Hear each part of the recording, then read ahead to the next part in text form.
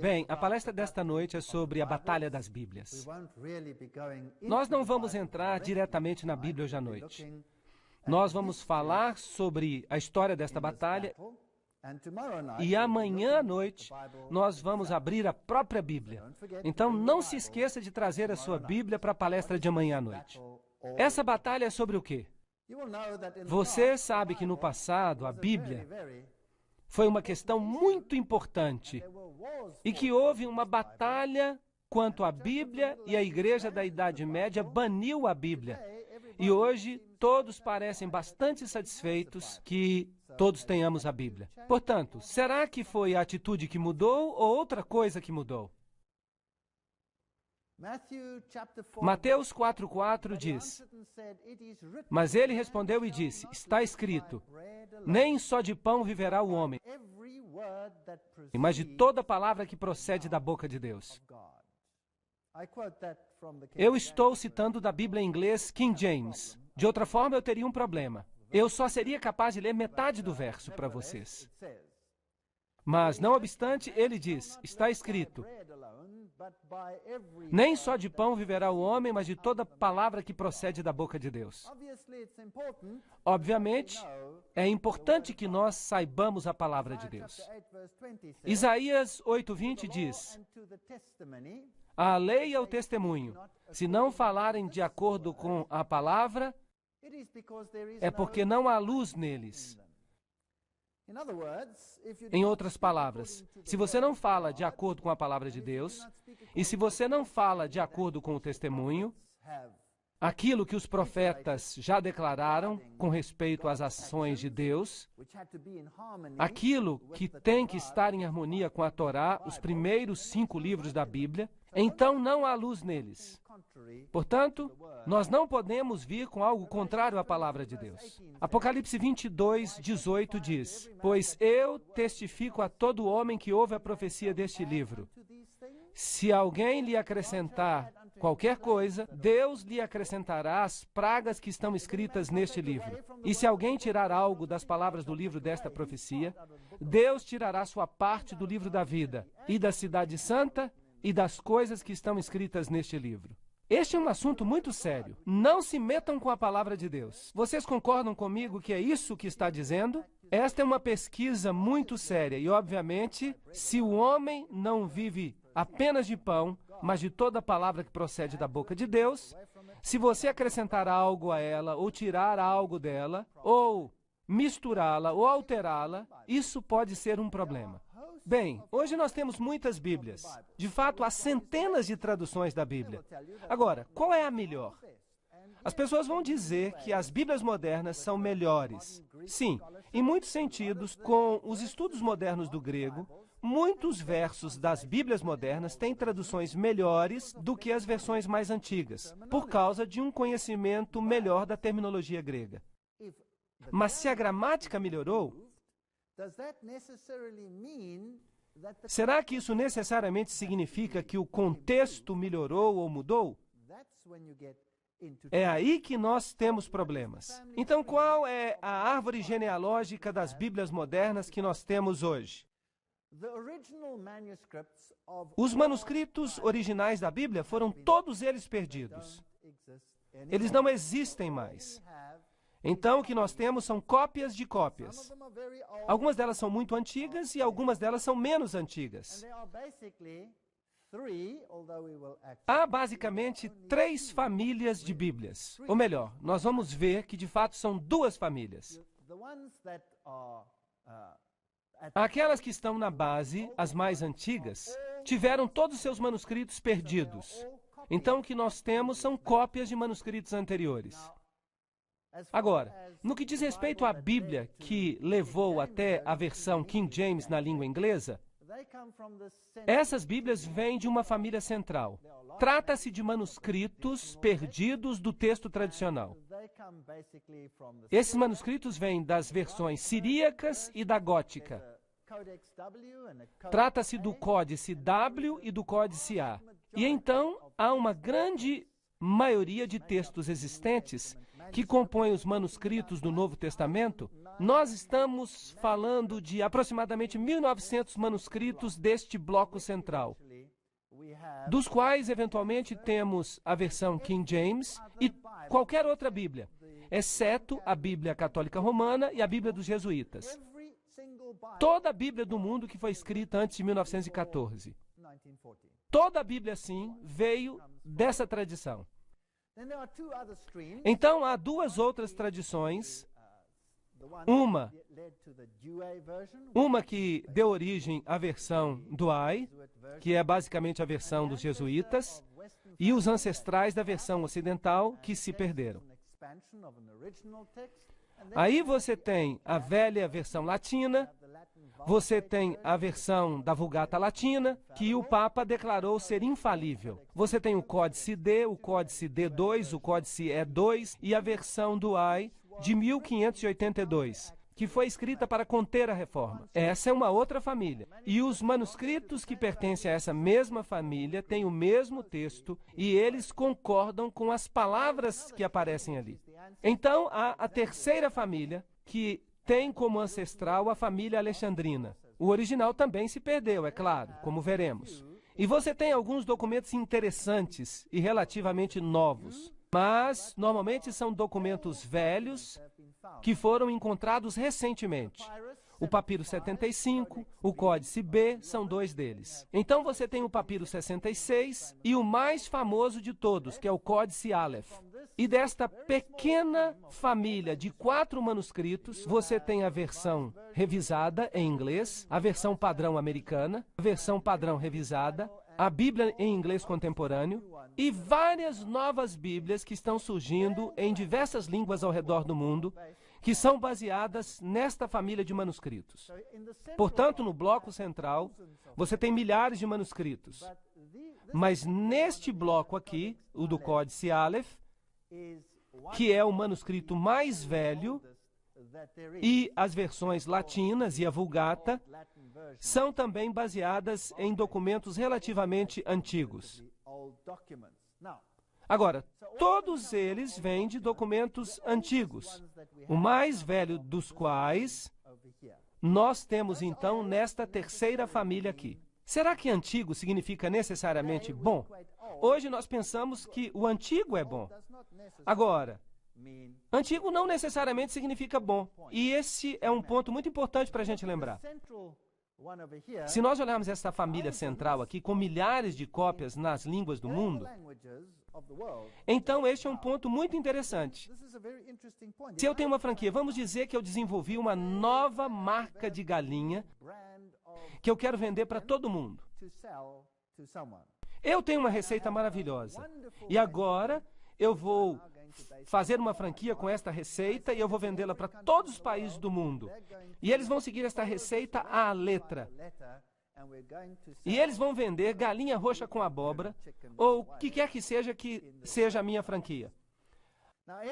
Agora, todo mundo vai receber a receita original e diligentemente traduz essa receita, porque a Alemanha precisa dela na Alemanha, os portugueses precisam dela em Portugal, os espanhóis precisam dela na Espanha, etc, etc. Então, cada um diligentemente copia e agora há literalmente milhares de cópias em várias línguas daquela receita original que foi escrita e enviada. Com o passar dos anos, a receita original é copiada tantas vezes que ela eventualmente se rasga, mas todos fizeram as suas cópias. É isso que você tem. E então um dia alguém diz para si mesmo, sabe, essa é uma receita muito boa. Eu acho que eu vou mudá-la um pouquinho e eu vou roubar essa franquia para mim mesmo. Então ele altera a receita e diz, oi pessoal, eu tenho a receita original. Aí está então. Ele queima um pedacinho e faz com que ela se pareça velha. Não que isso tenha acontecido aqui, mas de qualquer forma, ele tem a receita original, entre aspas. E ele começa a franquia com a nova receita. Agora todo mundo diz, uau, qual agora é a receita original?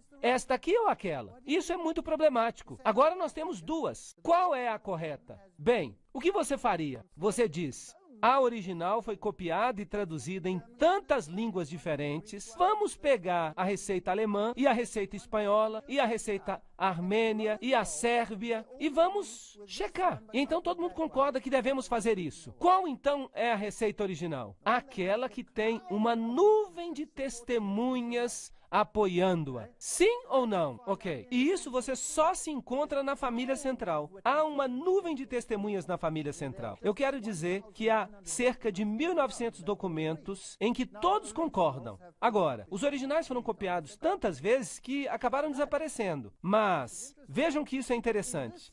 Nesta outra família aqui, há muitos versos que desapareceram. Simplesmente desapareceram. Então, nesta família aqui, há muitos versos que simplesmente desapareceram. Mas eles estão nesta família central aqui. Agora, nós não temos mais os manuscritos originais. Então, os seguidores desta família dizem, ahá, esses não são originais. E esses de cá são os documentos mais velhos. E esta família aqui diz, eles não são os originais.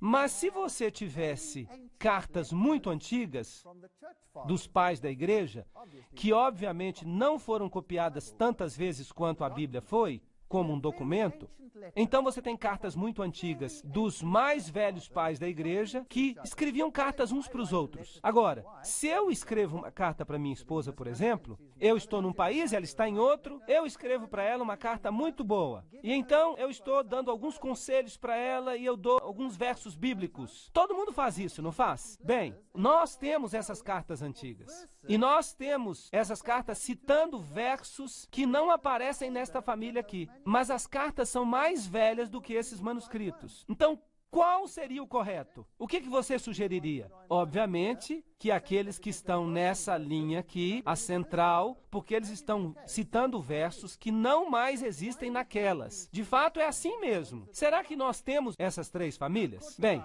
Kurt Aland, que é o coeditor tanto dos textos gregos críticos mais amplamente usados e é também o principal estudioso do continente europeu, propõe que o texto de P75 e B, na família alexandrina, representa uma revisão de um texto local do Egito que foi usado como texto dominante nessa área. Então, basicamente, nós não temos 4, nós temos apenas 2. E um é apenas uma modificação do outro. Então, basicamente, há apenas um documento nesta família esquerda e é o texto sinaítico. Nós vamos chegar nisso daqui a pouco. Então, David Joris diz, fundamentalmente, há apenas 2 famílias de Bíblia. A primeira família pertence ao texto recebido do hebraico e do grego, manuscritos preciosos que foram preservados em lugares como a igreja de Pela, na Palestina, de onde os cristãos fugiram quando, no ano 70 depois de Cristo, os romanos destruíram Jerusalém. Portanto, os manuscritos originais não estavam em Roma. Eles vieram da área cristã. Eles vieram de Jerusalém, eles vieram da Síria, onde os apóstolos pregavam. É desses lugares que os manuscritos originais vieram. E esse era o lugar lógico para eles estarem, porque esse é o lugar onde os apóstolos estavam, certo? Da igreja síria de Antioquia, que produziu estudos muito importantes, da igreja itálica no norte da Itália, e também, por falar nisso, dos cristãos no norte da Itália, previamente, que receberam suas escrituras pela rota do Oriente Médio, e não de Roma. E houve um grande problema entre os ostrogodos e os romanos, porque eles tinham escrituras diferentes. Isso é muito interessante. Então, o norte da Itália tinha a mesma versão das regiões do Oriente Médio. Também, ao mesmo tempo, da igreja na Gália, no sul da França, e da igreja céltica, na Grã-Bretanha, antes dos valdenses, das igrejas da Reforma, todos esses tinham o mesmo tipo básico de manuscrito. Esses manuscritos estão de acordo um com o outro. São, de longe, a grande maioria das cópias do texto original. Por isso, são chamados de texto recebido, ou textus receptus. Essa maioria é tão esmagadora que até os inimigos do texto recebido admitem que 19 de cada 20 manuscritos gregos pertencem a esta classe. Quase todos os manuscritos pertencem a esta classe. E então, há uma segunda família, que é bem menor, e que é baseada nos manuscritos antigos. Não vamos duvidar disso. Eles representam a família grega, a família vaticana, ou Códice B, este aqui, que estava na Biblioteca de Roma e foi usado para combater a reforma, porque ele diz coisas muito diferentes daquelas que os reformadores usavam. Então, na época da reforma, o Códice B se tornou muito importante. E então nós temos o texto sinaítico, ou Códice Aleph, que foi encontrado na região do Egito. Eu vou mostrar para vocês o lugar mais tarde. E ele vem do texto alexandrino. E nós temos este aqui. Ele foi encontrado numa data muito interessante. Foi encontrado em 1844. Então este é o mais jovem de todos os manuscritos antigos. E é um documento muito, muito velho. Então, quando se diz na sua Bíblia que esta tradução é baseada nos manuscritos antigos, a ideia que é implantada é de que velho significa bom. Estão conseguindo me seguir? Mas velho não necessariamente significa bom. Significa só velho. Isso é tudo o que significa. Em latim, há a Vulgata, a Bíblia Latina de Jerônimo, de 383 depois de Cristo. Isso é bem antigo. Mas há alguns problemas com aquela Bíblia, e nós veremos isso. Em inglês, há a Bíblia dos Jesuítas de 1582, que foi escrita na língua vulgar, para combater a Bíblia da Reforma. O texto da Vulgata aparece também com algumas alterações na Bíblia de Douay, ou na Bíblia Católica, que é a chamada Good News Bible. E muitas outras Bíblias modernas são baseadas nela hoje em dia. Bem, aqui está a controvérsia. E cada declaração que eu faço é uma citação, para que ninguém diga que eu estou fazendo fofoca. Eu não digo nada, só leio. A presente controvérsia entre a Bíblia King James em inglês e as versões modernas é o mesmo velho debate travado entre seitas rivais da igreja primitiva. Então a igreja primitiva teve essa batalha, porque esses manuscritos antigos são diferentes. E a igreja moderna tem essa batalha. Então ambas têm essa batalha. Era uma batalha no início, era uma batalha no meio com a reforma, uma guerra literal. E agora nós temos uma outra batalha que está acontecendo em nossa época.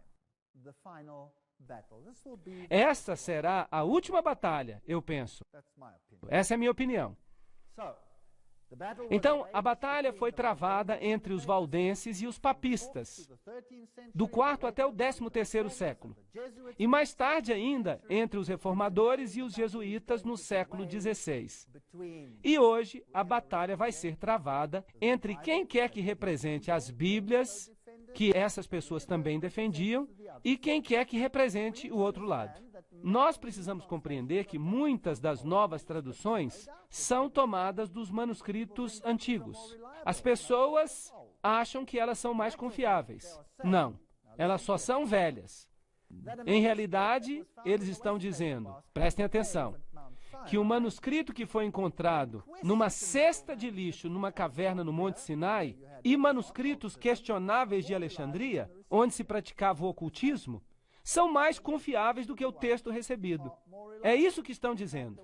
Então, esses manuscritos questionáveis seriam mais confiáveis? De fato, aquele encontrado no Monte Sinai foi jogado fora porque tinham copiado sobre ele, tinham feito o manuscrito de rascunho. Parece que em alguns lugares ele foi reescrito até 70 vezes. De fato, ele foi esfregado e reescrito tantas vezes que eles o jogaram fora. E esse é o manuscrito em que tudo se baseia hoje em dia. De onde vêm os manuscritos? Bem, havia um homem chamado Orígenes. Ele era um velho iniciado. Você vai descobrir isso nos escritos maçônicos. Ele estava dentro da maçonaria. E isso é interessante. Se eu encontro elogios a alguém nos escritos maçônicos, as minhas orelhas se levantam. Ele era um crítico textual e ele corrigiu inúmeras partes dos manuscritos sagrados. Agora, estamos falando de tempos antigos. Evidência em contrário mostra que ele os alterou para concordar com a sua própria filosofia humana de ideias místicas e alegóricas. Por exemplo, ele acreditava que o homem era divino e, portanto, não havia apenas um homem divino que veio a esta terra. Nós todos somos divinos, que é um ensinamento maçônico até o dia de hoje. E então, acredita-se que esses manuscritos tenham sido de fato corrompidos. Então, do nascimento de Cristo até cerca do ano 400 depois de Cristo, alguns evangelhos gnósticos foram escritos. Paulo faz menção a isso em 2 Coríntios 2,17. Pois não somos como aqueles que corrompem a palavra de Deus. Eles já estavam corrompendo a palavra de Deus? Sim ou não? Sim, eles a estavam adulterando. Eles a estavam corrompendo com ideias gnósticas. E isso os alinha com o pensamento ecumênico de todas as religiões, pois estas são consideradas de modo igual e não deveriam ser elevadas uma acima das outras. Em 331 depois de Cristo, e é aí que o problema realmente começa, Constantino ordenou que uma Bíblia ecumênica fosse escrita. Vejam vocês, o cristianismo estava dizendo, Jesus é o caminho, a verdade e a vida. Todas as doutrinas com respeito ao cristianismo eram problemáticas, porque elas atacavam o paganismo. Então Constantino, que tentou fazer um casamento dos dois, ordenou que um homem, por nome Eusébio, que, por falar nisso, era um seguidor de Orígenes, que escrevesse uma Bíblia ecumênica. Isto é, que alterasse a palavra de Deus usando escritos gnósticos, para que ela se tornasse aceitável tanto a pagãos quanto a cristãos. E foi isso que fizeram. Mas os primeiros cristãos rejeitaram esses manuscritos e disseram que eles não são de Deus. E então esses manuscritos foram parar em bibliotecas secretas e ficaram ali para serem posteriormente escavados como manuscritos antigos.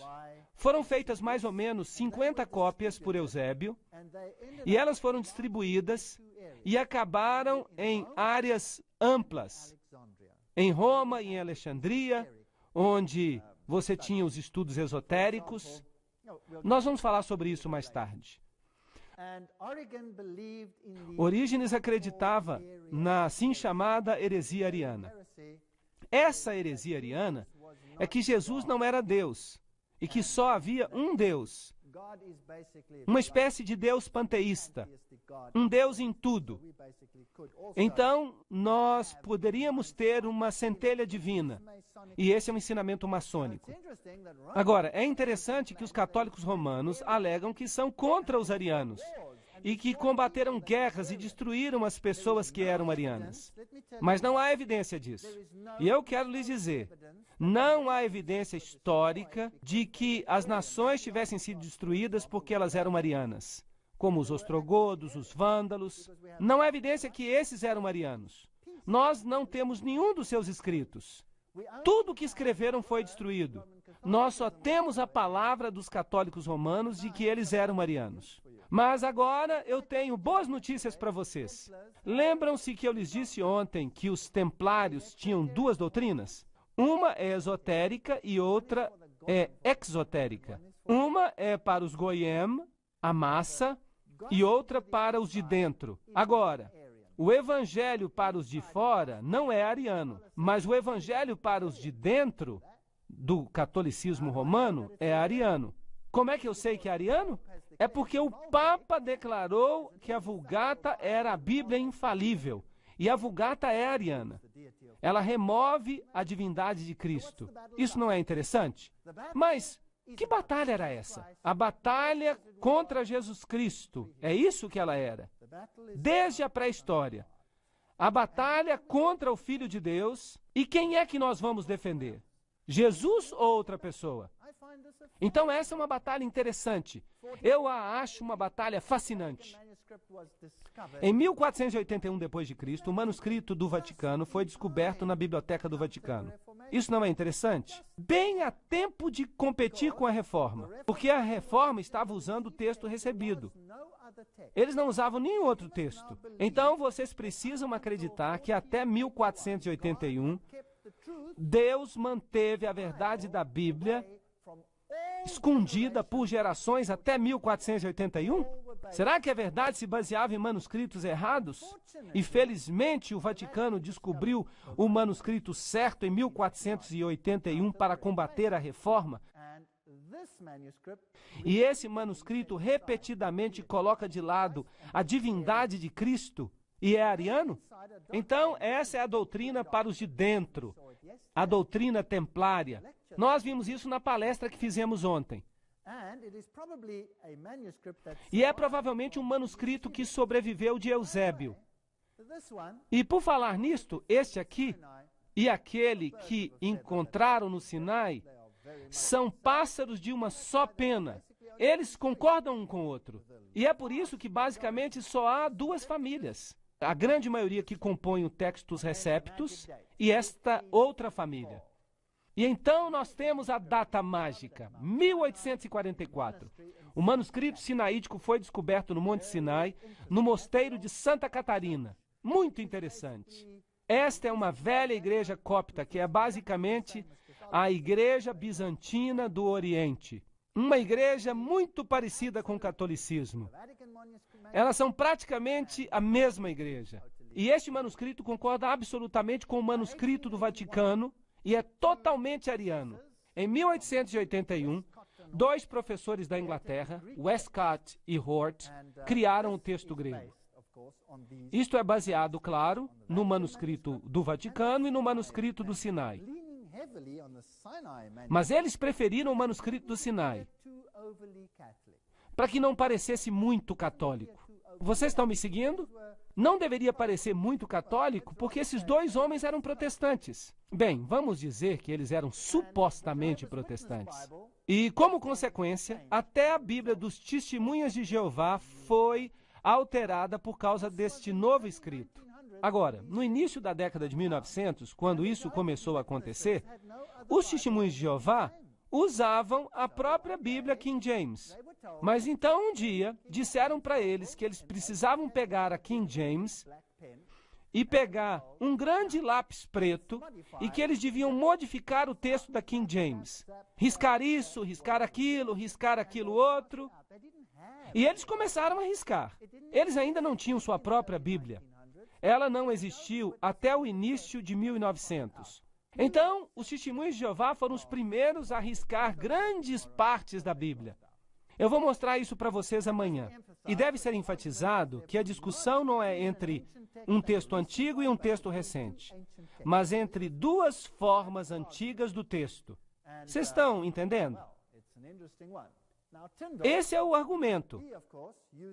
Tyndale, ele, é claro, usava o texto recebido, e isso realmente irrita o Vaticano, porque o outro não tinha sido descoberto ainda. E ele usava o texto recebido em sua Bíblia, e ele disse para o Papa: se Deus poupar a minha vida, daqui a alguns anos, eu farei com que qualquer homem que esteja por trás de um arado conheça mais as Escrituras do que você conhece. Essa é uma declaração e tanto. De novo, eu gostaria de declarar que a discussão não é King James versus outras versões. A discussão é entre o texto recebido contra uma pequena família que vem do Sinai e do Vaticano. Aí está a discussão. Por falar nisso, qualquer Bíblia, em qualquer linguagem, que existia antes de 1900, era baseada no texto recebido. Então, se você vai para a Sérvia, você tem o texto recebido. Se você vai para a Grécia, eles têm o texto recebido em grego. Se você vai para qualquer país do mundo, a Bíblia luterana, qualquer Bíblia, elas são todas baseadas no texto recebido. Cada uma delas. Mas depois de 1900, as Bíblias modernas deixam de ser baseadas nele. Bem, quando essa Bíblia saiu, os jesuítas foram chamados para ajudar. Eles tiveram uma crise, porque agora estava evidente que os ensinos de Roma não estavam de acordo com a Bíblia. Então eles fizeram esta declaração. Notem o que os jesuítas escreveram. Nós vamos solapar a Bíblia dos protestantes e destruir os seus ensinamentos. A rainha da Inglaterra, percebendo o dano da Bíblia jesuítica, enviou Beza à Europa, e ele estava com João Calvino, para ajudar Thomas Cartwright. Com uma mão ele pegou todos os manuscritos gregos e com a outra mão ele pegou todos os manuscritos latinos do texto recebido. E ele começou a atacar a Bíblia dos jesuítas, golpe após golpe. Então, a guerra eclodiu. Eventualmente, eles enviaram a armada espanhola contra a Inglaterra para travar uma guerra. Eles chegaram com 136 barcos armados. Alguns tinham 50 canhões. E tudo que a Inglaterra tinha eram meros 30 navios. Esses grandes galeões vieram e eles deveriam destruir a Inglaterra por causa da Bíblia. Bem, Sir Francis Drake levantou naquela manhã e ele estava muito nervoso. Mas o que ele descobriu? Uma tempestade estava vindo durante a noite e os galeões espanhóis tinham sido destruídos nas praias da Escócia. A frota inteira tinha sido destruída na tempestade. E tudo o que ele precisava fazer agora era fazer a limpeza. E daquele dia em diante, a Inglaterra se transformou num grande poder marinho.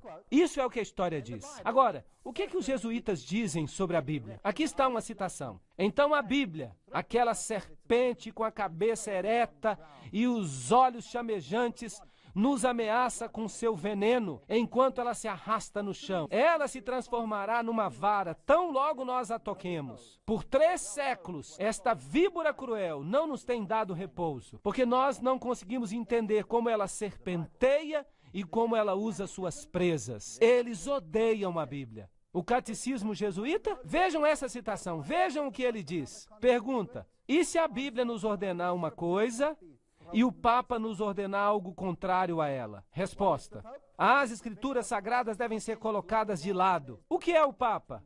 Ele é o vigário de Cristo, Rei dos reis, Senhor dos senhores, e só há um trono de julgamento que pertence a Deus e ao Papa.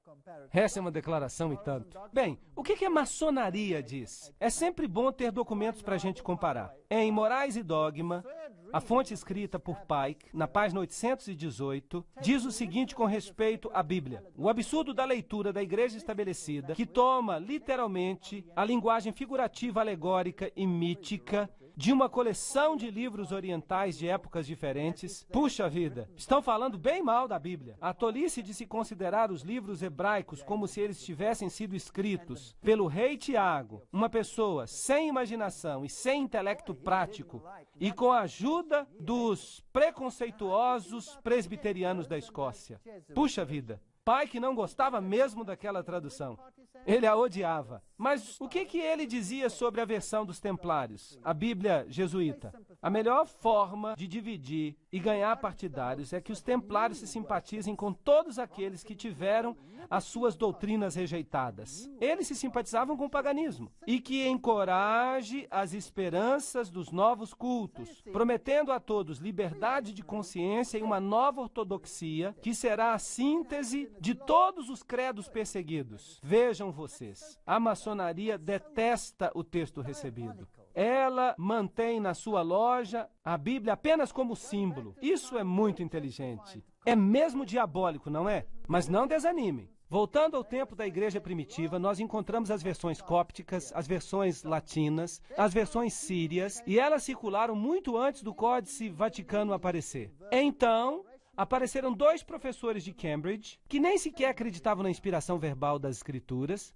Westcott e Hort, e eles vão mudar tudo. Por falar nisso, a Bíblia de Jerônimo, que é aquela usada pelo Vaticano, a Bíblia Vulgata, como é que Elvídio poderia ter acusado Jerônimo de empregar manuscritos gregos corruptos? Se Elvídio não tivesse manuscritos gregos perfeitos. Então, enquanto Jerônimo estava escrevendo a Bíblia Latina, outros eruditos já estavam dizendo: ei, você está usando manuscritos corruptos para escrevê-la.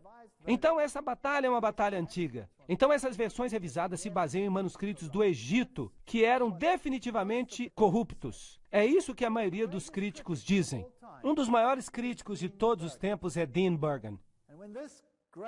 E quando este grande homem morreu, então a corrupção tomou conta. Ele era um bastião. Burgon escreve que tão logo a obra dos evangelistas e apóstolos reconheceu a necessidade de complementar as antigas escrituras de Deus, eles fizeram o Novo Testamento. E então ele diz que o Novo Testamento foi tão bem recebido quanto o próprio Jesus Cristo. Eles crucificaram a Jesus Cristo. Por que então eles não crucificariam a sua palavra também? Isso é basicamente o que ele diz. Malícia incansável e constantes ataques à palavra de Deus, desde o começo. E o que ele fala sobre esses manuscritos que foram encontrados? Ele diz, nós opomos fatos à sua especulação. Eles exaltam o códice B e o códice Aleph e o códice D8, porque em sua opinião essas cópias são as melhores. Eles tecem teias engenhosas e inventam teorias sutis, porque seu paradoxo, de poucos contra muitos, requer engenhosidade e sutileza para apoiá-lo. Ele era um ótimo escritor. Ele destruiu essas pessoas. Nós não temos que ler tudo. Você pode parar o vídeo e dar uma olhada no resto dos textos para você dar uma boa olhada no que Burgon tem a dizer. Eu estou desinclinado a crer, continua Dean Burgon, porque me parece tão grosseiramente improvável que ao final de 1800 anos, 995 cópias de cada 1000, suponhamos, seja pouco confiável e que 1, 2, 3, 4 ou 5 que permanecem, cujos conteúdos eram praticamente desconhecidos até ontem, possam conter o segredo do que o Espírito Santo originalmente inspirou. Ele continua dizendo, o que pensar nesse meio tempo dos guias cegos? Aqueles que foram iludidos, que querem nos convencer a voltar àqueles mesmos códices que a igreja primitiva já consertou. Voltar àqueles manuscritos antigos. E ele pega Tischendorf, o homem que originalmente descobriu os manuscritos, e ele o analisa, e ele analisa Tregelles, e ele analisa Westcott, e ele analisa Hort, e ele mostra que ele discorda completamente de suas conclusões. E então vejam esta declaração interessante. Quem, a não ser alguém com simpatia pela Igreja Católica, poderia entreter a noção que Deus preservou o verdadeiro texto do Novo Testamento em segredo por quase 1000 anos e então finalmente o entregou ao pontífice romano para guardá-lo? É isso que literalmente significa. O Dr. Hosker cita o Dr. Salmon, que diz, naturalmente Hort considerava esses manuscritos como mais dignos de confiança. E são esses que apresentam as leituras reconhecidas por Orígenes. Percebem? É isso que eles fizeram.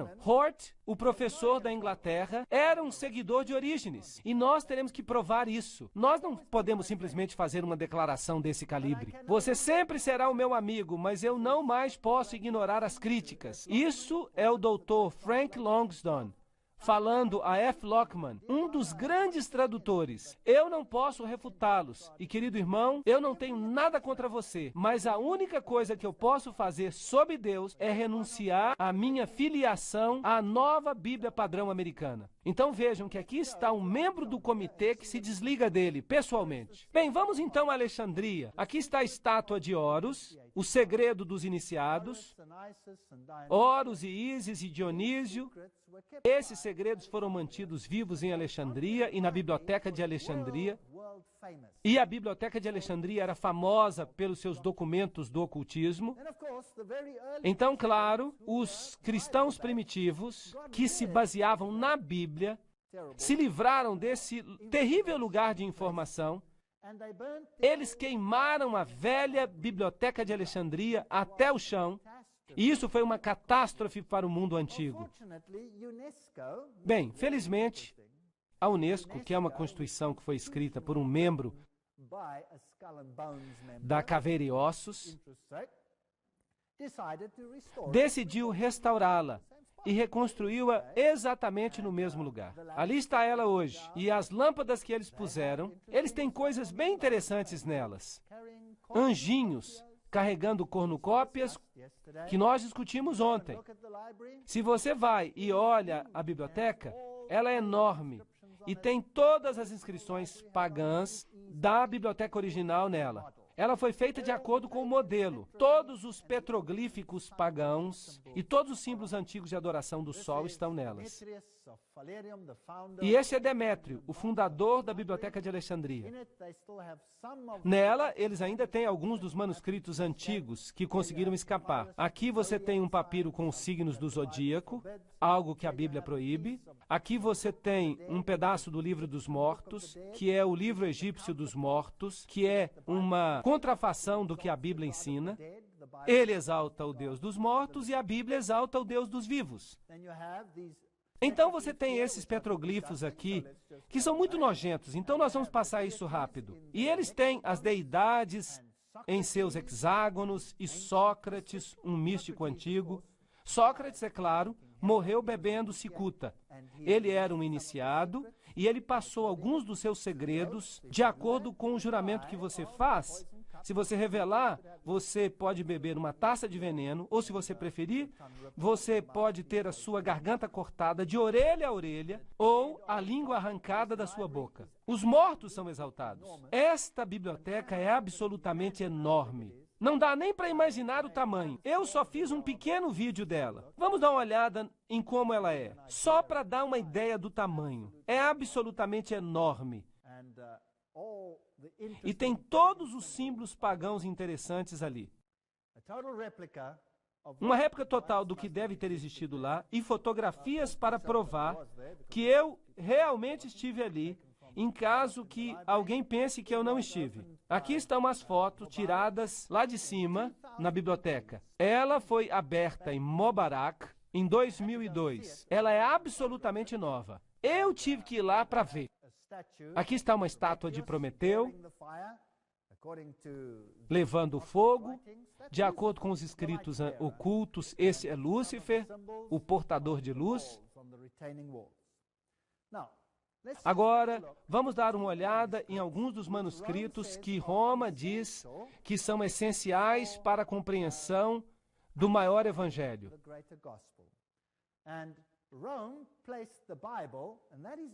Roma colocou a Bíblia, e isso é só o Textus Receptus, para falar a verdade, no índice de livros proibidos. Eles não colocaram a sua Vulgata no índice de livros proibidos. É a Bíblia protestante que eles colocaram lá. Então, a igreja primitiva em Antioquia, como eu já disse, usava os manuscritos sírios. E esse é o livro que é proibido por Roma. A Septuaginta, por outro lado, foi feita para a Biblioteca de Alexandria em 285 a.C. É um dado importante. A palavra apócrifa significa coisas ocultas.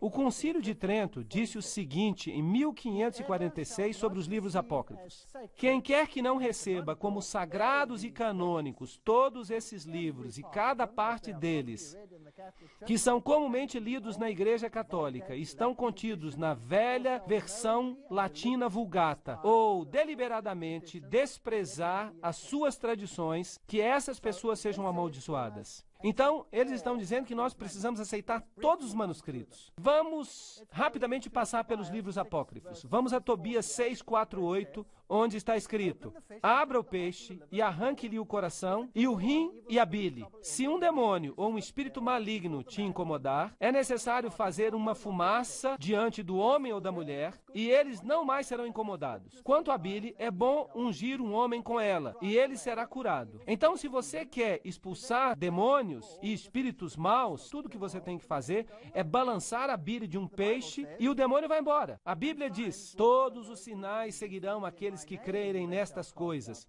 Em meu nome eles expelirão demônios. Marcos 16:17. Quando oprimidos, mas sentindo-se incomodado e voltando-se para o espírito demoníaco, Paulo disse: eu te ordeno no nome de Jesus Cristo que saias. E ele saiu naquela mesma hora. Então, ele não usou a bile de um peixe. Tobias 12:9 diz: pois as esmolas podem livrar da morte e te purificarão de todo o pecado. Então você pode purificar os seus pecados. Pedro diz: ainda mais que vós sabeis que não sois redimidos com coisas corrompíveis, como prata e ouro, da vã conversação recebida pela tradição de vossos pais. São duas doutrinas opostas. Qual delas é a correta? E as orações pelos mortos? Macabeus 12, 43 a 46 diz: pois, se não tivesse a esperança que aqueles que morreram ressuscitassem, teria sido supérfluo e vão orar pelos mortos. Portanto, ele fez reconciliação pelos mortos para que eles fossem libertos do pecado. Então, você pode orar pelos mortos para que eles sejam libertos do pecado? Isso é paganismo. João 1,7 diz: Jesus Cristo nos purifica de todo pecado. E isso nos leva agora até a Bíblia Vulgata. Entre 1545 a 1563, ela foi declarada infalível. Agora, o que a Vulgata diz?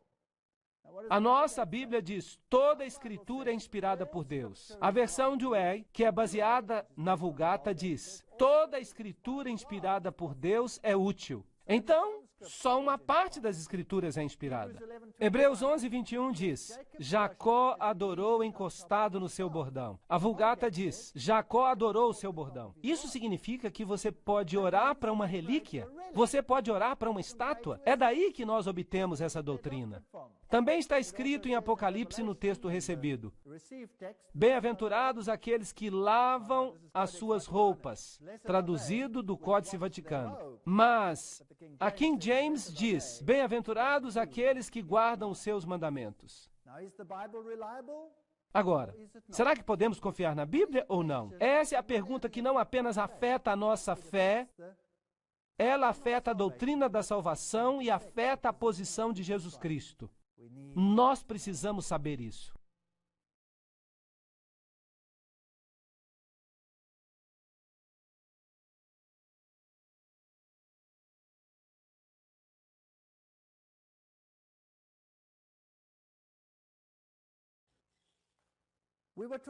Nós estávamos falando acerca da Bíblia e de onde ela veio, de onde os vários manuscritos vieram. E devemos agora descobrir se nós podemos confiar na Bíblia ou não. Bem, os rolos do Mar Morto eram escritos meticulosamente copiados pelos essênios, e eu devo dizer que eles não eram judeus ortodoxos, eles tinham propensões cabalísticas. E os manuscritos antigos que eles copiavam eram exatamente iguais àqueles que são encontrados na Bíblia hoje. Então, de fato, isso é uma evidência em favor da Bíblia. Esses antigos manuscritos, eles dão um testemunho preciso até mesmo acerca do livro de Daniel. Foram descobertos em 1949. E eles provam que a Bíblia não sofreu mudanças durante todos esses anos. Esses manuscritos são fenomenais. Mas depois disso, alguns outros manuscritos interessantes foram descobertos. Há um manuscrito famoso que foi descoberto perto de Alexandria, que incluía uma série completa de evangelhos gnósticos. A revista Time falou a respeito desses manuscritos não faz muito tempo. As palavras que vêm do passado. Cerca de 46 manuscritos foram descobertos perto de Nag Hammadi, no Egito, em 1945, mudando as perspectivas que tínhamos acerca do cristianismo primitivo. Agora, é interessante que o Egito era a sede das ciências ocultas, e esses manuscritos foram enterrados para serem preservados. De quem? Claro que dos primeiros cristãos que certamente destruíram aquela biblioteca pagã. E desde 1945, esses manuscritos têm sido descobertos. E esses manuscritos têm mudado a perspectiva das pessoas. Alguns budistas chegaram a dizer que se eles soubessem que os cristãos tinham esse tipo de manuscrito, eles nem teriam se tornado budistas. Mas o que esses manuscritos dizem? São os assim chamados evangelhos perdidos que se tornaram tão famosos hoje em dia. Ali está o Evangelho de Tomé, o Evangelho de Pedro e todos esses manuscritos maravilhosos, supostamente iluminando as crenças dos primeiros cristãos. Bem, havia os ebionitas, havia os marcionitas, havia os gnósticos, havia os tomazinos. Todos eles basicamente acreditavam na divindade do homem e na divindade não exclusiva de Jesus Cristo. Todos eles. Vamos ler o Evangelho de Pedro, que foi escavado, e você vai me dizer se você acha que ele é digno de crédito. Vamos lê-lo. Por falar nisso, esses escritos gnósticos são apócrifos e, portanto, são considerados sagrados. A cruz falava e andava. Jesus tinha morrido no dia anterior pronunciando suas últimas palavras: meu poder Ó poder, tu me deixaste para trás. Seu corpo foi tirado e colocado na tumba, mas agora, quando o sábado amanhecia... Ups, que dia agora é o sábado? Domingo se tornou o sábado aqui.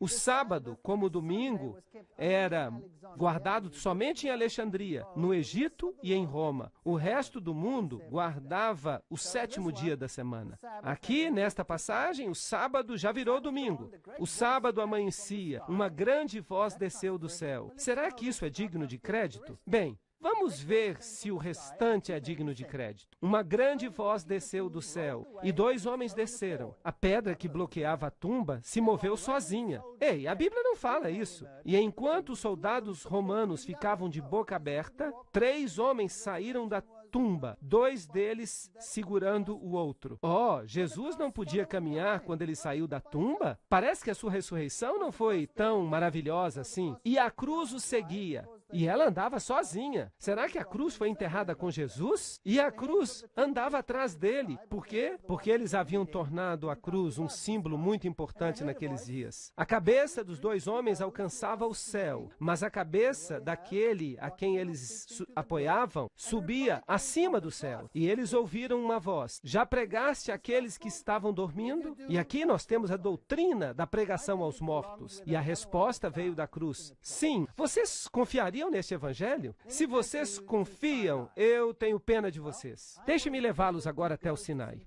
Eu sempre quis conhecer o mosteiro de Santa Catarina, onde este manuscrito, no qual todas as traduções modernas se baseiam, foi descoberto.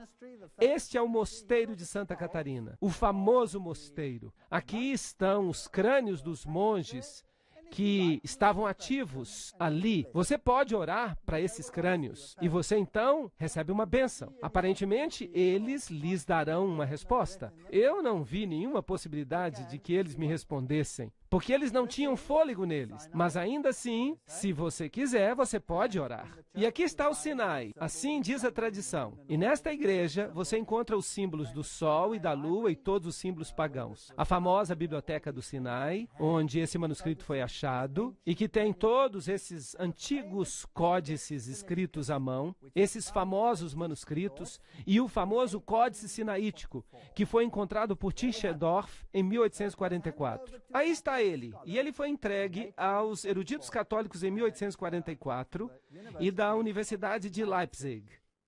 Essa é uma data interessante, e esse é o Códice Sinaítico. E percebam que há vários manuscritos antigos que estão depositados neste lugar. Há umas histórias interessantes sobre este mosteiro. O tratamento benevolente que os árabes deram ao mosteiro. Eles tomaram essa península no século VII. E aqui está o símbolo de Maomé e a proteção que ele dá direito, os privilégios que o profeta Maomé dá direito.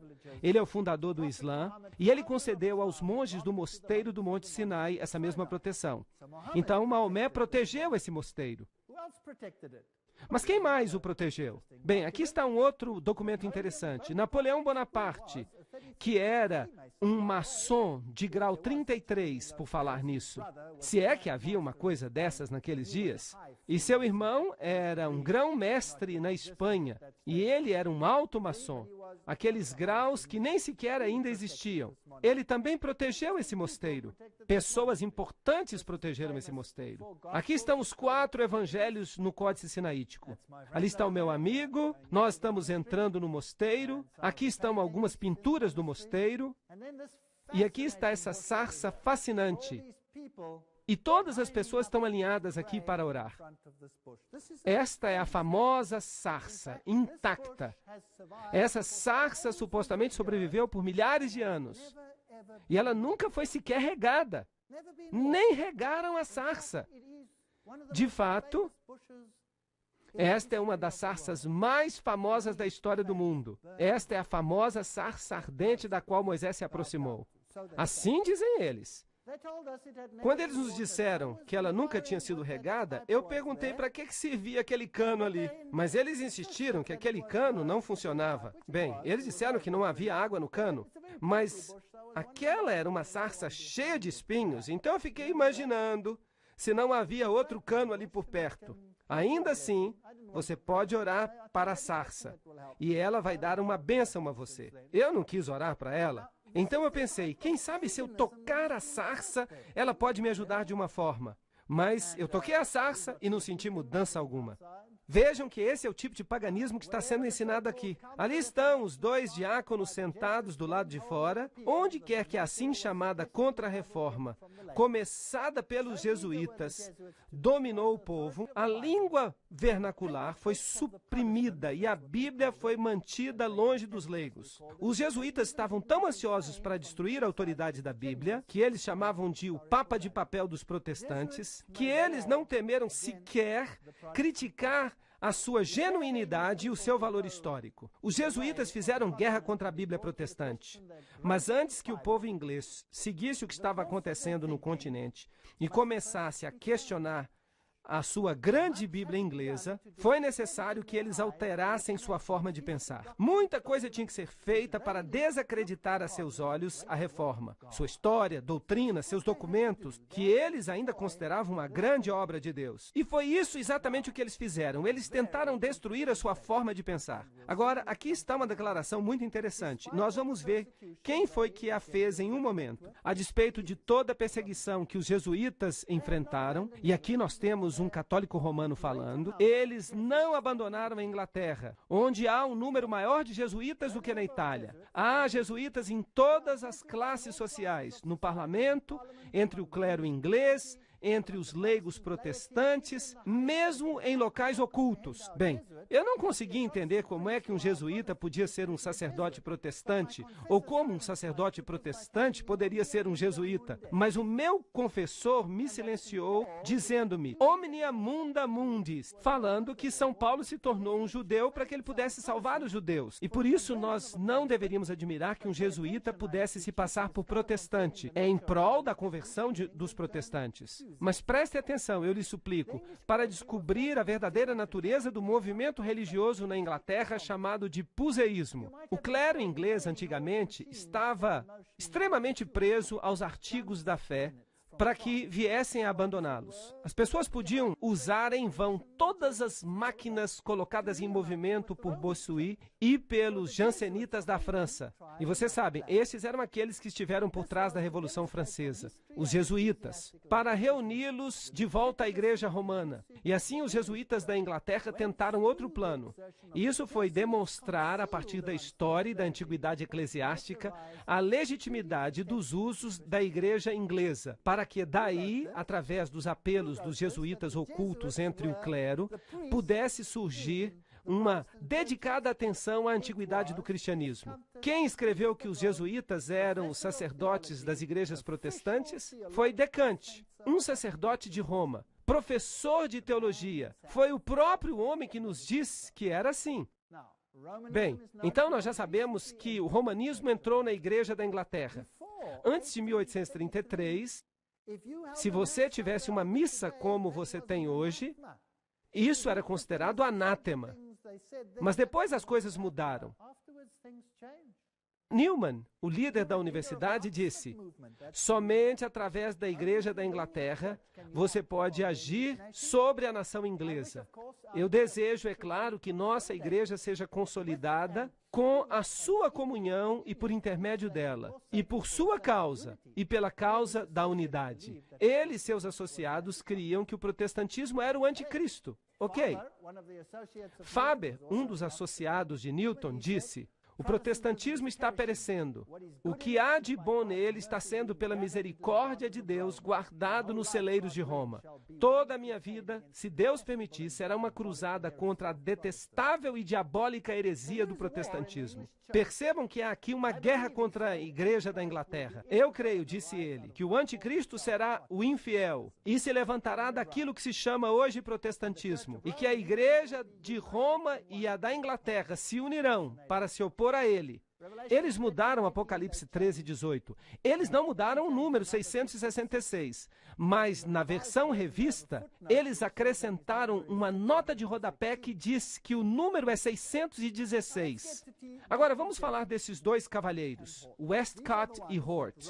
Esses são os dois homens que escreveram, com base nesse manuscrito antigo, o texto grego que serviu de base para todas as traduções modernas. Quem eram esses dois cavalheiros e no que eles acreditavam? Bem, agora tudo que eu vou dizer vem dos livros escritos pelos filhos de Westcott e Hort, que publicaram suas cartas. Então, isso não é o que alguém diz sobre eles. Isto é o que eles mesmos falam sobre o que eles criam. Isso vem direto do original. E é ótimo que a gente tenha originais assim. E depois desta palestra, eles provavelmente vão desejar nunca ter escrito esses originais. Hort e Westcott rejeitaram a ideia da infalibilidade da Bíblia. Eles chamaram a doutrina da expiação substitucionária, ou seja, que Jesus morreu por você. Eles chamaram isso de imoral. Hort negou a historicidade de Gênesis, ele elogiou a Darwin e ele negou a divindade de Cristo. Será que isso parece familiar? Westcott nasceu em 1825. Hort nasceu em 1828. Eles eram membros do Partido da Igreja Alta, da Igreja da Inglaterra. Eles se tornaram amigos durante seus estudos na Universidade de Cambridge. Eles trabalharam juntos. Westcott se tornou bispo de Durham e Hort é mais lembrado como professor de divindade na Universidade de Cambridge. Bem, suas doutrinas eram tão jesuíticas que eu, de fato, não me surpreenderia se esses dois homens ilustres fossem, de fato, jesuítas. Vejam o que Hort fala sobre a evolução. O início de um indivíduo é precisamente tão inconcebível quanto o início de uma espécie. Certamente me incomodou descobrir que você tenha dito que não haja fatos que apoiem a visão de Darwin. Ele era darwinista e ele diz: o seu livro me levou à conclusão de que algum tipo de desenvolvimento deve ter acontecido. E na carta de Hort para Macmillan, ele escreve: uma última coisa sobre Darwin. Eu não vou abandonar esse assunto depressa, porque esse assunto, para ser mais exato, não deixa que eu o abandone. E ele continua dizendo que ele era darwinista. Aqui está uma outra carta de Hort para Westcott. Você já leu Darwin? Como eu gostaria de falar com você a respeito dele. E outra carta para Ellerton. Mas o livro que mais me atraiu é o de Darwin. Nós não temos que ler toda a citação. Você pode lê-la sozinho. Ele diz que os argumentos de Darwin são irrefutáveis, impossíveis de responder. Em outra carta de Hort para Ellerton, ele diz: eu não tinha a menor ideia até algumas semanas atrás da importância dos textos. Ele está falando daqueles textos que tinham sido descobertos. Tendo lido tão poucos testamentos gregos e tendo me arrastado mais no desprezível textus receptus, então ele chama o texto recebido de desprezível.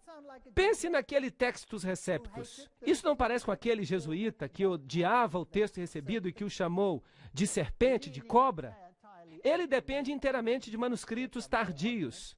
Aí vem o seu argumento de que o texto sinaítico era anterior. É uma bênção que tenhamos esses manuscritos mais velhos. Então, carta de Hort para o reverendo Ellerton.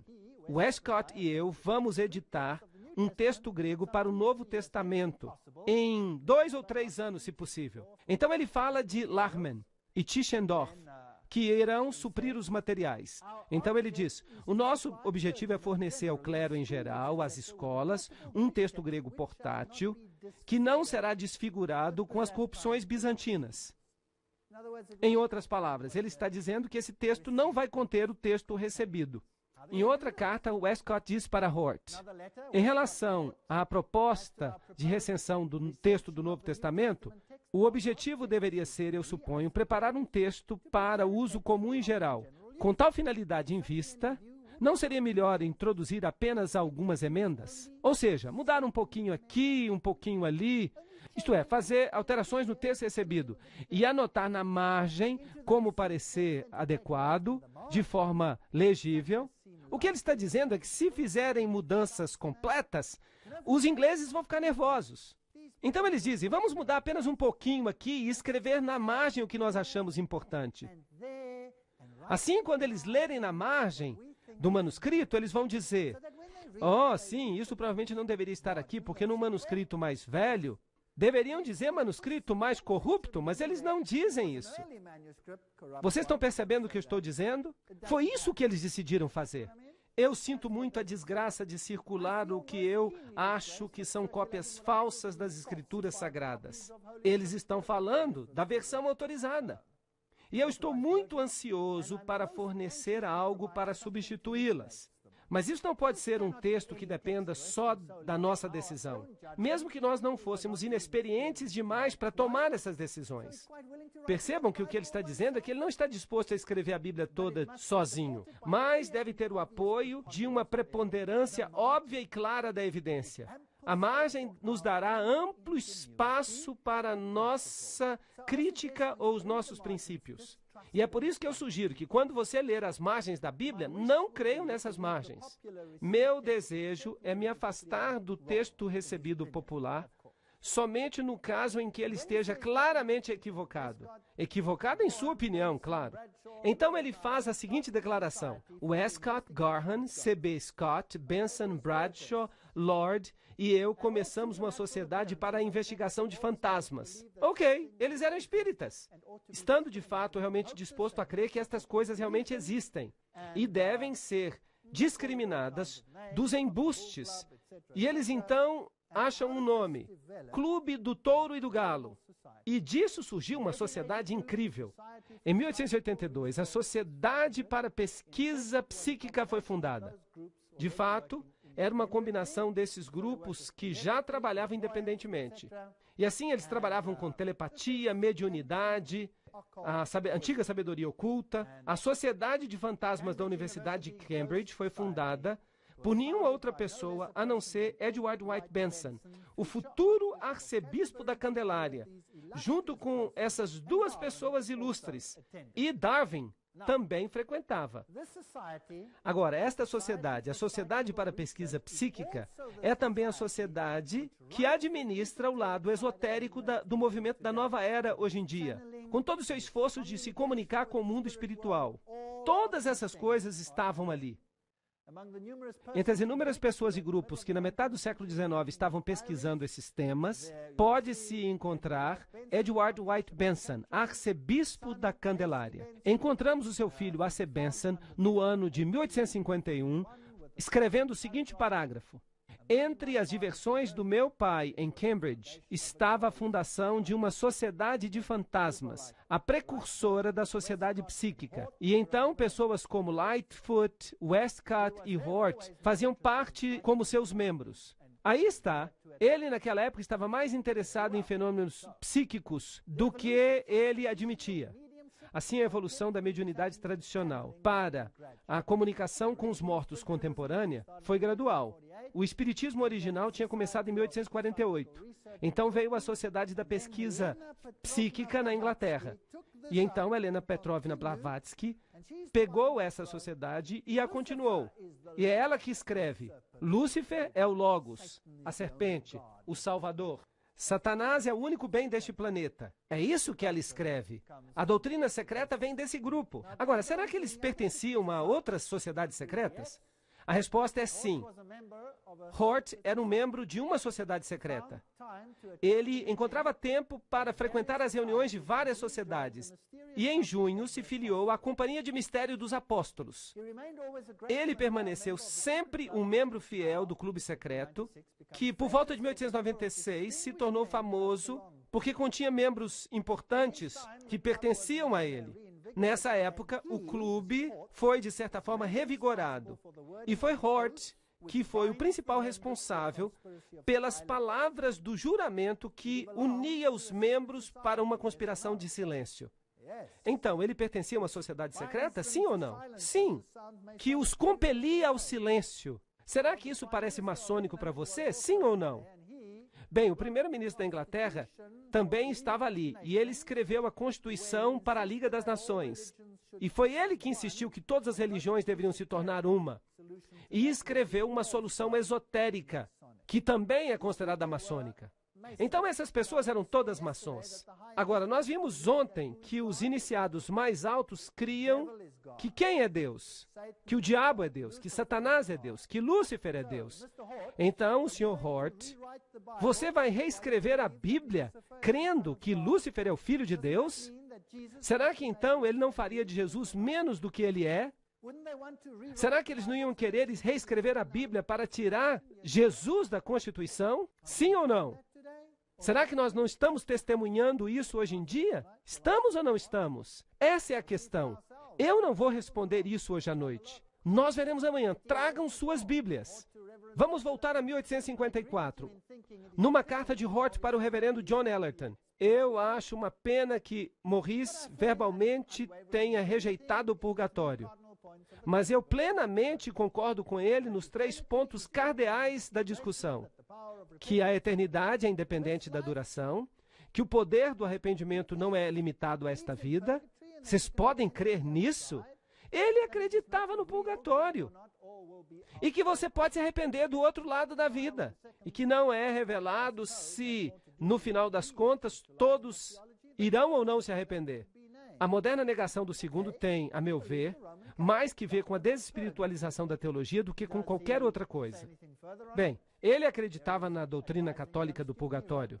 Será que ele fala alguma coisa mais sobre isso? Ele escreveu uma carta dando conselhos a um jovem aluno. A ideia da purgação, queima dos pecados, do outro lado, da purificação pelo fogo, parece ser inseparável do que a Bíblia nos ensina. Então, ele está ensinando doutrina jesuítica ou está ensinando doutrina protestante? Ele está ensinando doutrina jesuítica. Mas é muito esperto dele dizer que ele é protestante para que os protestantes aceitem a sua Bíblia, porque esta Bíblia agora vem da pena de um protestante, se nós não soubéssemos a verdade.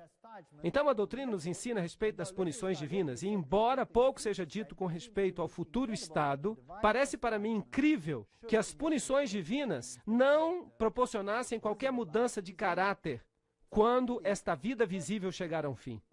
Então, ele acreditava no purgatório. E o que ele fala a respeito da expiação? Que Jesus morreu por você? Bem, aqui está a carta publicada na sua bibliografia, volume 1, página 322. Eu acho que eu já mencionei para você antes o livro de Campbell sobre a expiação. É um livro valioso, mas infelizmente ele não conhece nenhuma outra teologia a não ser a protestante. O que ele está dizendo? Letter de Hort para Westcott. Eu concordo plenamente, corrigindo apenas uma palavra, com o que você diz sobre a expiação. Tendo por muitos anos crido que a união absoluta do cristão com o próprio Cristo é a verdade espiritual, da qual a doutrina popular da substituição é uma contrafação imoral e material. Uau! Então, o fato de Jesus ter morrido para você é uma doutrina imoral? Em vez disso, o que é moral, então, é que nós nos tornamos um com Cristo e nos tornamos Deus? Eles dizem que isso é moral. Agora, quem é que ensina isso? Os jesuítas. E os maçons? Ou a Bíblia? Quem é que ensina isso? Então, quem era este homem? Ele pertencia a uma sociedade secreta? Tinha um clube psíquico? Não apenas isso, ele detestava o texto recebido, ele cospe na expiação. É isso que faz um cavaleiro templário, cuspir na cruz. Outra carta, certamente nada pode ser menos escriturístico do que a limitação moderna de Cristo suportar os nossos pecados e sofrimentos na sua morte. Mas, de fato, isso é apenas um aspecto de uma heresia quase universal. Ok, essas são pessoas que criaram o documento no qual as Bíblias modernas se baseiam. Vocês acham que eles merecem crédito? Eu não acho. Aqui está outra carta, de Hort para o reverendo Davis. Nenhum ser racional duvida da necessidade de uma revisão da Bíblia. E as objeções práticas do povo são inúteis. Contudo, eu sou favorável a uma postergação. Ele estava tendo problemas porque os ingleses ainda conheciam as suas Bíblias. Claro, nenhuma revisão pode ser final. Seria absurdo esperar a perfeição. Mas a crítica dos 2 testamentos no texto e na interpretação parece a mim estar agora num estado caótico, na Alemanha e muito mais ainda na Inglaterra, e que os resultados de uma revisão imediata seriam peculiarmente insatisfatórios. Então, os ingleses conheciam as suas Bíblias, este era o problema, Eles tinham que ser cuidadosos, eles tinham que ser sorrateiros, e era isso que eles iam fazer. E ele diz, bem, vamos ler primeiro o que está escrito aqui. É claro que é verdadeiro que nós só podemos conhecer a Deus através de formas humanas. Mas então eu acho que toda a Bíblia ecoa a linguagem de Gênesis 1:27, e portanto nos garante que as formas humanas são também formas divinas. Peguei você, Sr. Hort. O que você está dizendo? Você está dizendo que nós somos deuses. E quem é que ensina isso? Satanás é que ensina isso. Agora, escutem mais esta. 1 João 5:7, na Bíblia do Rei Tiago. Pois há três que dão testemunho no céu, o Pai, a Palavra e o Espírito Santo. E esses três são um. Vocês podem procurar em vão nas suas Bíblias modernas por este verso. Você não vai encontrá-lo na Nova Versão Internacional. Você não vai encontrá-lo na versão revista. Ele foi removido para que eles possam ser Deus. Carta de Hort para Westcott. Já faz muitos anos que eu estou persuadido de que a adoração a Maria e a Jesus tem muita coisa em comum nas suas causas e em seus resultados. Talvez toda a questão resida na ideia verdadeira de mediação, que foi quase universalmente corrompida em uma ou duas direções opostas. Então quem pode ser os seus mediadores? Maria pode. Essa doutrina é bíblica ou católica? E o outro homem? Westcott escreve, eu tenho tentado me lembrar das minhas impressões de La Salette. Isso é interessante. Nós vamos estar falando sobre La Salette, que é um templo de adoração de Maria. Eu queria perceber que verdade esquecida testemunhava a mariolatria. E agora nós podemos dizer que é justamente a questão dos ensinos dos milagres. Bem, Sr. Westcott, então você quer exaltar a mariolatria e diminuir a Jesus? Carta de Westcott para o reverendo Benson. Tanto quanto eu possa julgar, a ideia de La Salette era a de Deus se revelar a si mesmo. Não em uma forma, mas em muitas. Percebem? Ecumenismo. Coisa fascinante. Carta de Hort para o reverendo Rowland. Eu temo ainda diferenças mais sérias entre nós na questão da autoridade, especialmente da autoridade da Bíblia. Se esta objeção primária fosse removida, eu acho que as nossas diferenças passariam a ser apenas uma diferença de grau. Blá, blá, blá, blá, blá. Ele quer se livrar da ideia de que a Bíblia é inspirada. Para ele, erros e preconceitos devem ser removidos mais por um esforço individual do tipo indireto do que por um ataque aberto combinado. Ele está dizendo, vamos trabalhar por trás dos bastidores. Vamos ser sorrateiros e quietos. Vamos evitar uma crise prematura. Essas pessoas são espertas. Embora eu ache que uma convocação não é competente para iniciar uma medida assim, contudo eu sinto que, à medida que nós três estamos juntos, seria errado se nós não nos esforçássemos o máximo, como Lightfoot diz. Do trabalho é muito boa. Se nós três nos unirmos, mas sem trazer conosco todas as sociedades que nos apoiam, nós poderíamos completar uma revisão textual. Ele está dizendo, nós não podemos mudar tudo agora. Vamos fazer pouco a pouco. Nós precisamos ficar juntos, nós três. Há uma esperança de que as leituras alternativas possam encontrar um lugar na margem. Então é assim, essas observações aparecem nas margens e quando você vai de uma versão para outra, elas somem, desaparecem. E assim é que a Bíblia muda. Você sabe que se você pegar a sua Bíblia e a abrir no meio do livro de Atos, se você pegar uma Bíblia na Nova Versão Internacional e você for para o meio do livro de Atos, e então você parar e contar todas as palavras até o fim de Apocalipse, aí você tem o total de palavras que já foram omitidas nas Bíblias modernas. Ou seja, do meio de Atos até o fim de Apocalipse. Agora, se o homem não deve viver de pão apenas, mas de toda palavra que procede da boca do Senhor, o que nós vamos fazer com tantas palavras que desapareceram? São cerca de 60 mil palavras que desapareceram. Nós não deveríamos ter uma conferência antes da primeira reunião para revisão? Há muitos pontos nos quais é importante que nós concordemos. As regras, embora liberais, são vagas. E a sua interpretação dependerá de ação decisiva a princípio. É quase impossível decidir o valor daquilo que parece ser uma alteração trivial. Agora, prestem atenção nisso em relação à palestra de amanhã. É quase impossível julgar o valor daquilo que parece ser uma alteração trivial. Resumindo, mude o texto de modo que as pessoas nem sequer notem a mudança. Há alterações triviais, simplesmente lendo-as uma depois da outra, que, tomadas todas juntas, teriam consequências importantes, mas que poucas pessoas pensariam a princípio. Vocês entenderam o que eu estou dizendo?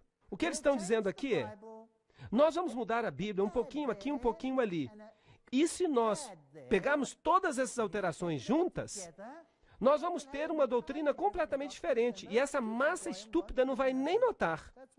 É isso que eles estão dizendo. Bem, nós vamos estudar isso amanhã. Eu vou mostrar a vocês essas mudanças triviais e vocês vão ficar chocados com o que eles fizeram com Jesus Cristo, nosso Senhor. Lembrem-se, eles estão falando de mudanças triviais. A diferença entre uma foto, diz Rafael, e uma cópia é composta de inúmeras diferenças triviais. Isso não é interessante? Nós temos com sucesso resistido à advertência de terreno perigoso, onde as necessidades de revisão exigiam que a revisão fosse feita. É, de fato, sem dúvida, o início de um novo período na história da igreja. É por isso que os objetores zangados têm razão para a sua perplexidade. Vejam como essas pessoas são sutis. Balfour era um membro dos apóstolos de Hort e presidente da Sociedade para Pesquisa Psíquica.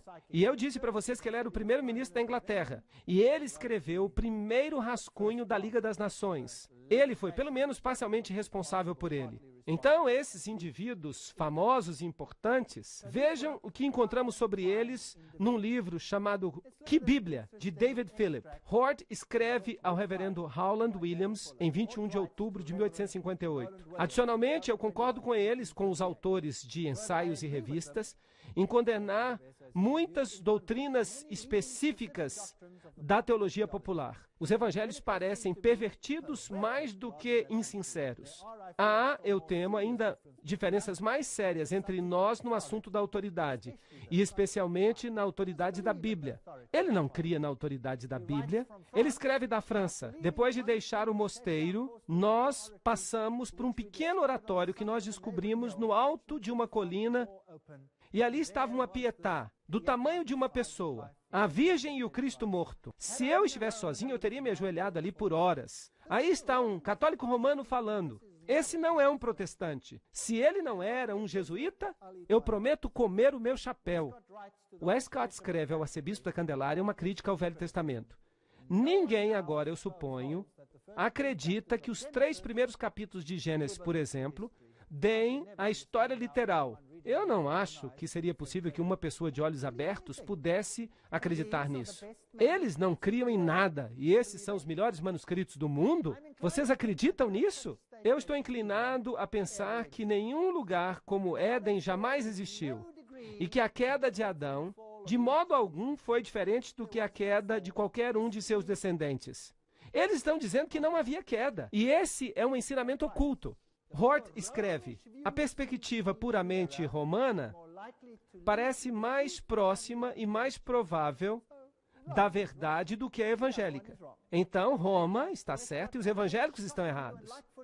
Hort escreve para Westcott, eu me lembro de ter chocado a você e Lightfoot, não faz muito tempo, ao expressar a crença de que o protestantismo é parentético e temporário. O que ele está dizendo é, nós vamos nos livrar dele. De certa forma, é uma interferência nauseadora no momento. Então, nós já vimos, primeiramente, quando nós olhamos na história de onde esses manuscritos vieram, e os manuscritos têm 3 vertentes, 2 delas são aparentadas, há apenas 2 vertentes de fato, baseadas em uns poucos manuscritos que levaram às alterações, corrompidos provavelmente por Orígenes e por Eusébio. Então essas pessoas pegaram esses textos e disseram: esses são os manuscritos mais antigos, portanto, eles são os melhores. E nós vamos basear as novas traduções nesses manuscritos e vamos jogar fora o texto recebido. Deuteronômio 11:16 diz: acautelai-vos, para que vosso coração não vos engane, e para que não vos desvieis e sirvais a outros deuses adorando-os. 1 Timóteo 4,16 diz: acautela-te de ti mesmo, e tem cuidado da doutrina, continua nela, pois ao fazer isto, tu salvarás a ti mesmo e aqueles que te escutam. Mas e se esses textos sofreram tantas alterações que eles não podem mais dar apoio às doutrinas? O que você faria então? Vocês sabiam que a doutrina do estado dos mortos não pode ser adequadamente apoiada pelos novos manuscritos? Você sabia que a divindade de Cristo também é um problema ali? Porque uma vírgula aqui, uma pequena alteração ali, uma outra coisa ali, e isso muda toda a figura. Você sabia que Jesus passa a ser um mentiroso e o diabo passa a ser sincero se você lê o texto do novo manuscrito? É bastante interessante. Eu convido a que você venha amanhã para ouvir. 2 Coríntios 2,17 diz: pois nós não somos como muitos que corrompem a palavra de Deus, mas em sinceridade, como de Deus, à vista de Deus, falamos nós em Cristo. Se Jesus não é tudo em nossa vida, então nós não temos nada. Se Jesus não é Deus, nós não temos nada que esperar. A nossa melhor esperança é um ciclo de reencarnação no mundo miserável. Primeiro como ser humano, depois como animal, depois como uma folha, para ser comida por uma vaca. Uma existência bem miserável, se vocês perguntam a minha opinião. Mas se Jesus é o caminho, a verdade e a vida, se Ele pagou o preço pelos meus pecados, eu tenho uma saída. Eu tenho uma solução para o problema. Eu tenho uma resposta para os meus questionamentos interiores, porque eu sei de onde eu sou. Eu tenho uma origem nobre. Eu sei em que estado eu estou. Eu estou num estado caído, pecaminoso, e eu tenho uma necessidade da redenção que eu posso apenas obter naquele que me fez em primeiro lugar. E esta é a doutrina que está sob ataque. O darwinismo está tomando o lugar da criação. É isso que nós vimos, é isso no que eles creem. Eles estão tentando apagar a expiação, para que Jesus não preencha mais esse papel. E para que Zoroastro e Osíris possam ser iguais a Jesus. De fato, até eu devo me tornar o seu igual, porque eu sou tão bom quanto ele é. Eu também sou divino, assim dizem eles. Mas eu lhes falo que alguém está mentindo, ou um ou outro. E então nós temos que formular uma outra pergunta. Por que Roma está tão silenciosa hoje em dia acerca da Bíblia, mas ainda ataca de modo ferino o texto recebido? Por que ele está sob ataque por toda parte, em todo o seminário de teologia? Por que em todo o seminário teológico se diz que o texto recebido é o pior texto? Eles dizem: joguem-no fora, aqui está algo que é melhor para vocês. Venham e vejam amanhã, se de fato ele é o melhor para vocês. Venham ver por si mesmos. Obrigado.